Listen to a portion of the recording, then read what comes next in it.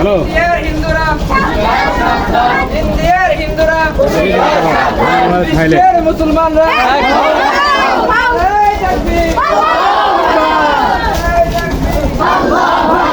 অশেষ মেহেরবানি আজকে আমাদেরকে উক্ত বিক্ষোভ সমাবেশে সমাবেত তৌফিক দান করছেন।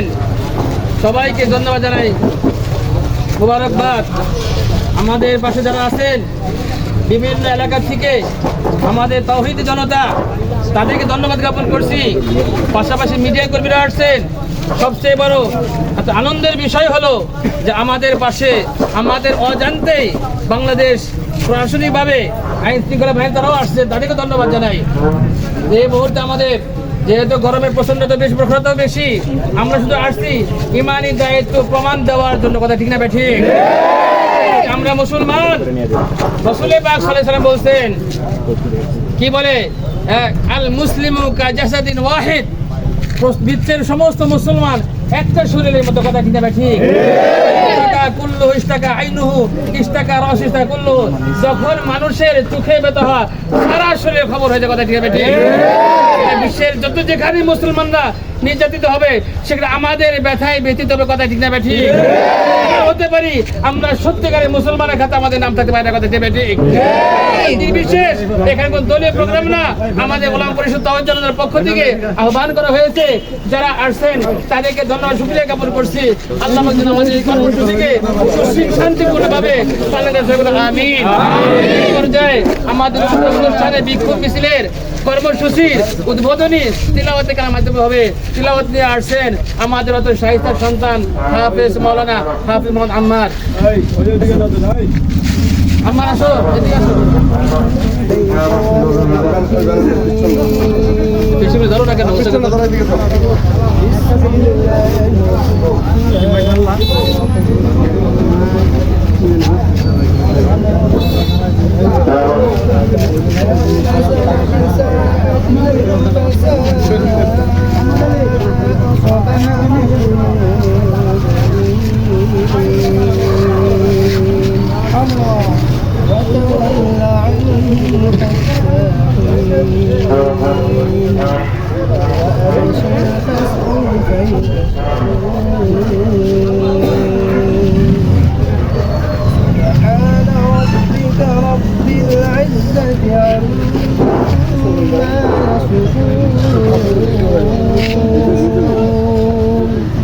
وسلام على المرسلين والحمد لله رب العالمين.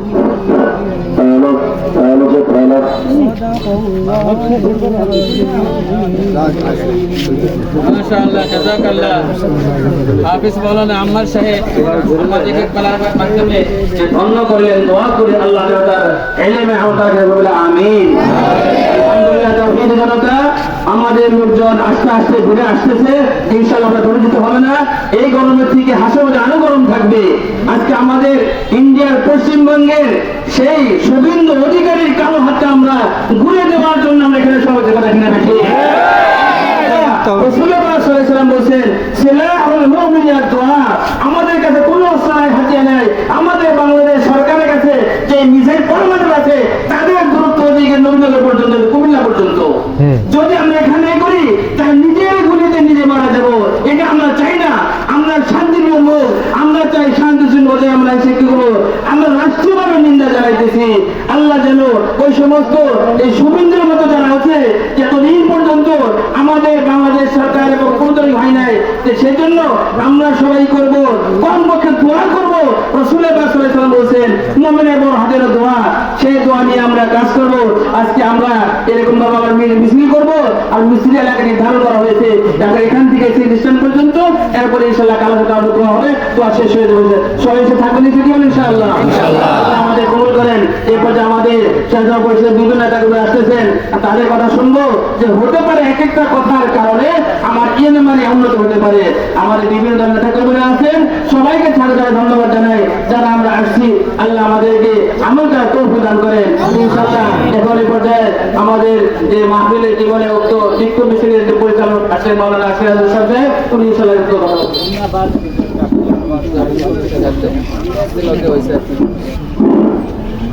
আলহামদুলিল্লাহ সংগ্রামী তৌহিদি জনতা, আমরা তো মোটামুটি সবাই অবগত। আমরা যারা মোবাইল দেখি, ফেসবুক দেখি, আমরা মোটামুটি সবাই অবগত যে আমাদের পার্শ্ববর্তী রাষ্ট্র বন্ধুর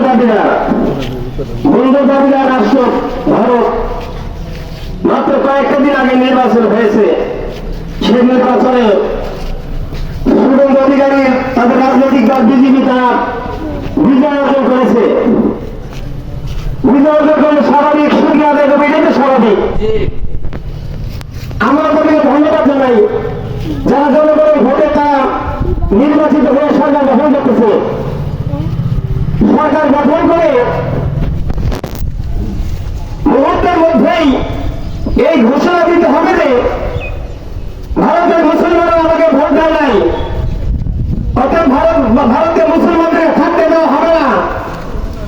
আমার ঘোষণা দিয়ে বসে অমুকে বাংলাদেশের মাটিতে যে আন্তর্জাতিক বিমানবন্দরে তাড়াতাড়ি আগমন করবে, এটি এই ধরনের বাংলাদেশের বিষয় নিয়ে নাক গালানো তাদের অধিকার দেওয়া হয় নাই। আমাদের মুসলমান ভাইদেরকে শেখানো তাদের বিজেপির সেই জঙ্গি সংগঠন বিজেপির নেতৃত্বাধীন কর্মীদেরকে লেলিয়াকে মুসলমান ভাইদেরকে নির্মমভাবে হত্যা করছে। বাবার কাছ থেকে তার বন্ধুকে কেড়ে নিয়ে তাদের বাবার সামনে ধর্ষণ করা হচ্ছে। মসজিদের ভিতরে আগুন ধরিয়ে দেওয়া হচ্ছে। মুসলমানরা বাড়ি ঘরে ব্যবসা প্রতিষ্ঠানে যেখানে গরু মাংস বিক্রি করা হয় সেখানে তারা মজুদারকে করিয়ে দেওয়া হচ্ছে। এখন আমরা মুসলমান হয়ে আমরা বসে থাকবো, এটা হতে পারে না। আমরা এখানে আমরা এই শাস্তায়নে আমরা মুসলমান হিন্দু একটা সহ অবস্থায় আছি। আমরা অত্যন্ত দিল মহব্বতের মধ্যে আছি, কারো ভিতরে কোনো রেশারেশি নাই। ভারতে আমাদের মুসলমানদের উপর আক্রমণ হবে, ভারতে আমাদের মুসলমানদের উপর গুলি চালানো হবে, আমরা পুড়ে মারা হবে। আর আমরা এখানে শুধু আন্দোলন সদস্য সেটা তো হতে পারে না। আমাদের গায়ে এক বিন্দু রক্ত থাকা পর্যন্ত আমরা এই জালেমের কখনোই তার রক্ত চক্ষু আমরা বরদাস্ত করবো ইনশাআল্লাহ। পক্ষ থেকে বাংলাদেশ বর্তমান সরকারকে উদাত্ত আহ্বান জানাবো, তারা যেন তাদের সেই সংসদে, জাতীয় সংসদে সেই ভারতের বর্তমান জাতীয় সরকারের বিরুদ্ধে সুস্থ ভূমিকা রাখে। এই দাবি আমাদের সাথে থাকবে। সংগ্রামী তৌহিদি জনতা, এবার আমাদের সামনে গুরুত্বপূর্ণ বক্তব্য নিয়ে আসছেন জাতীয়তাবাদী বিএনপির যুব বিষয়ক সংগঠনের সম্পাদক আহমেদ জনাব মোহাম্মদ আমজাদ হোসেন মির্জা। জনাব মোহাম্মদ আমজাদ হোসেন মির্জা। আমরা যে আজকে ইসলামিক আমাদের নৈতিক দায়িত্ব ছিল এর প্রতিবাদ করা। আমরা মুসলমানদের উপর যে বর্বরচিত হামলা এবং নির্যাতন চলতেছে, ভারত সরকারের প্রতি আমাদের তীব্র নিন্দা জ্ঞাপন করছি। তারা যেন অনতিবিলম্বে এই বর্বরচিত হামলাকে বন্ধ করে, তাহলে বাংলার আপমর জনগণ এবং মুসলমান তারাও কিন্তু ঘরে বসে থাকবে না, কারণ তারাও রক্ত মাংসে ভরা মুসলমান। কাজেই আমরা এখানে হাদিস কোরআনে স্পষ্ট করা আছে যে সংখ্যালঘু যারা তাদেরকে হেফাজত করা মুসলমানদের নৈতিক দায়িত্ব। আমরা কিন্তু ঠিক কোরআনে হাদিস মোতাবেকই আমরা যেখানে আছি, আমরা হিন্দু সম্প্রদায় আছে, মুসলমান আছে বা ভিন্ন জাতি যারা আছে, আমরা কিন্তু তারা আমাদের কাছে কিন্তু তারা সংখ্যালঘু ঘনিষ্ঠ হিসেবে আমাদের কাছে ওরা নিরাপদ আছে। আমরা তাদেরকে নিরাপদে রাখতে চাই, যেন তারাও যেন ওই উগ্রবাদী হিন্দুদের সাথে একাত্মতা ঘোষণা না করে। কোন সম্প্রদায় যদি ওই হিন্দু সম্প্রদায়ের ভারতের সংখ্যালঘুর উপর যেভাবে মুসলমান সংখ্যালঘু, ভারতের হিন্দু সম্প্রদায় আছে, তারা হলো সংখ্যাগরিষ্ঠতা। আমরা যদি সেখানে নিরাপত্তা না পাই, তাহলে বাংলাদেশে আমরা 18 কোটি জনগণ, এখানে আমাদের 1 কোটি হিন্দু সম্প্রদায় আছে। কাজেই আমরা উত্তপ্ত হব না। আমরা সরকারের কাছে আকুল আবেদন এবং অনুরোধ রাখবো, তারা যেন সংসদে গিয়ে আমাদের এই মুসলমান ভাইদের প্রতি যেইভাবে নির্মম অত্যাচার অবিচার চালাচ্ছে তার তীব্র নিন্দা জানাই। এটাই আমাদের আশা থাকবে। এই বলে আমি সবাইকে ধন্যবাদ জানাচ্ছি। আসসালামু আলাইকুম ওয়া রাহমাতুল্লাহি ওয়া বারাকাতুহু। তাকবীর! বাংলাদেশ বাংলাদেশ বাংলাদেশ বাংলাদেশ দুনিয়ার মুসলিম দুনিয়ার মুসলিম এক হও সুবিন্দদের কালো হাত বিজেপির কালো হাত দুনিয়ার মুসলিম জাতিসংঘ জবাব দে মুসলমানকে হামলা কেন জাতিসংঘ জবাব দে জাতিসংঘ জবাব দে মানবাধিকার জবাব দে মানবাধিকার জবাব দে দুনিয়ার মুসলিম এক হও জিহাদ করো বাংলাদেশ বাংলাদেশ বিসমিল্লাহির রহমানির রহিম। আলা ইন্না আউলিয়া আল্লাহি লা খাউফুন আলাইহিম ওয়া লা হুম ইয়াহজানুন। وقال النبي صلى الله عليه وسلم المسلم أخو المسلم إن اشتكى عينه اشتكى كله। সম্মানিত হাজিরিন, আমরা অতি নিকটে দুইটা নির্বাচন আমরা দেখেছি। একটা বাংলাদেশের জাতীয় নির্বাচন, যেখানে জাতীয়তাবাদী বিএনপি এই দেশের ক্ষমতা এসেছে। আর একটা আমাদের পার্শ্ববর্তী দেশই বলা যায় কলকাতা, পশ্চিমবঙ্গ, যেখানে নির্বাচনে বিজেপি নামক গণহত্যাকারীরা ক্ষমতা এসেছে। বাংলাদেশের বিএনপি বা ক্ষমতার পালাপথে যতবারই হোক না কেন, কোন ইতিহাস নাই যে বাংলাদেশের কোন হিন্দুদের উপরে কোন আক্রমণ, কোন মন্দির ভাঙচুর, কোন দোকানপাট ভাঙচুর, এমন কোন ইতিহাস বাংলাদেশের নির্বাচনে নাই। কিন্তু দেখা যায় হিন্দুরা যখনই ইন্ডিয়াতে আমাদের লাখো কোটি মা বোন ভাইয়েরা ওখানে আছেন, তারা যখনই বিশেষ করে নরেন্দ্র মোদীর কসাই নামক খ্যাত গণহত্যাকারী এই দল বিজেপি, তারা যখনই ক্ষমতায় আসে, যে অঞ্চলেই ক্ষমতায় আসে, সেখানেই আমার আপনার মা বোনদের ইজ্জত নষ্ট করা হয়, আমার আপনার ভাইদেরকে রাস্তায় ফেলে জবাই করা হয়। সুতরাং মুসলমান হলে এমন একটা জাতি, আমরা সকলেই কার কি পরিমাণ অধিকার এবং ধর্মীয় সম্প্রীতি কাকে বলে আমরা এগুলো সব তাদের চোখে আঙ্গুল দিয়ে আমরা দেখাব। তো আমরা আমাদের এই দেশে হিন্দুদেরকে অত্যন্ত আনন্দে এবং সুশৃঙ্খলভাবে শান্তিতে আমরা রেখেছি। এর মানে এই নয় যে আমরা দুর্বল, তবে মুসলমান কখনো দুর্বল হতে পারে না। আমরা সর্বদাই আমাদের ধর্মীয় গ্রন্থ ইসলামের উপরে আমল করি বিধায় আমরা তাদেরকে শান্তিতে রেখেছি, কারণ আল্লাহ এবং তার রাসূল আমাদেরকে এই নির্দেশ দিয়েছে। সুতরাং তারা যদি এটাকে আমাদের জন্য মনে করে যে দুর্বলতা, তাহলে এটা তাদের অত্যন্ত বড় ভুল হবে। তারা মনে করে, তারা আমাদেরকে হুমকি দেয় যে ভারতে যত মুসলমান আছে তাদেরকে তাড়িয়ে, বিশেষ করে কলকাতার বর্তমানে সুপ্রিম অধিকারী তিনি ঘোষণা দিচ্ছেন কলকাতা থেকে কোনো মুসলমান ওইখানে থাকতে পারবে না, সব বাংলাদেশে ঢুকে দেবে। কিন্তু আমরা হলাম এমন এক জাতি, আমরা হলাম এমন এক ধর্মের অনুসারী, যিনি যে আল্লাহর গোলামি আমরা করি, তিনি বলেন লা খাউফুন আলাইহিম ওয়া লা হুম ইয়াহজানুন। যারা আল্লাহর বান্দা, যারা দোস্ত, তারা কখনোই কোনো মানুষকে ভয় পাইতে পারে না। বরং আমরা এইরকম নরেন্দ্র মোদী থেকে শুরু করে যত বড় জালেম হোক, আমরা কি কাউকে ভয় পাই না? নাখাফু ইল্লাল্লাহ। আমরা একমাত্র ভয় পাই কাকে? আমরা একমাত্র ভয় পাই আল্লাহকে। সুতরাং আমাদেরকে যদি কেউ ভয় দেখায়, আমরা তাদেরকে বলবো, আমরা কোরআন যেরকম মানি, বিশ্বাস করি, আমরা হাদিসও তেমন মানি এবং বিশ্বাস করি। তোমরা আমাদেরকে ভারত থেকে উৎখাত করতে চাও, আমরা বলতে চাই আমাদের রাসূল বলেছেন পুরো ভারত ইনশাআল্লাহ মুসলমানদের হবে।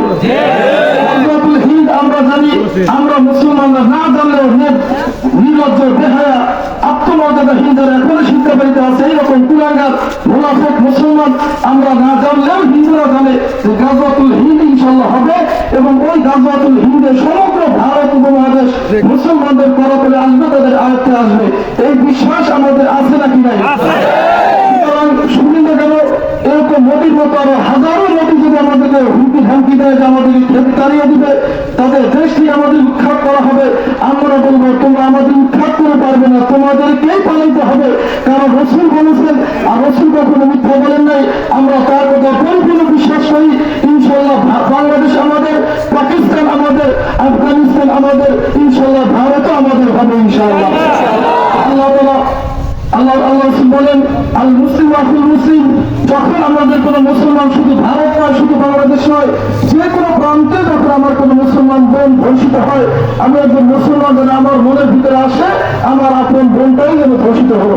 যখন কোনো ভাই নির্যাতিত হয়, তখন যেন আমার মনের ভিতরে আসে আমার আপন ভাইটাই নির্যাতিত হলো। এটাই হলো একজন মুসলমানের পরিচয়।